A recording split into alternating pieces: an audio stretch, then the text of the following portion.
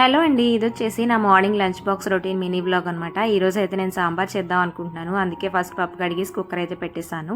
నైటే dry fruits seeds నానపెట్టేసి ఉంచాను కదా, వాటితో స్మూదీ చేస్తున్నాను.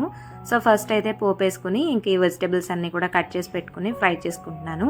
సో ఇలా అయితే ఈజీగా అయిపోద్ది అనమాట. పప్పు ఇవి కూడా ఈక్వల్గా కుక్ అయిపోతాయి అండ్ త్వరగా అయిపోద్ది పప్పు చారు. అండ్ దీంతో పాటు ప్యారల్గా పప్పు కుక్ అయిన వెంటనే ఇంకా రాగి దోశలు అయితే వేస్తున్నాను అనమాట. ఇవి ఇన్స్టెంట్ రాగి దోశలు ఆల్రెడీ నేను ఫుల్ వ్లాగ్లో షేర్ చేస్తున్నాను. మీరు ఎవరికైనా ఇంట్రెస్ట్ ఉంటే full vlog link channel name కింద ఉంటుంది, ఒకసారి చెక్ చేయండి.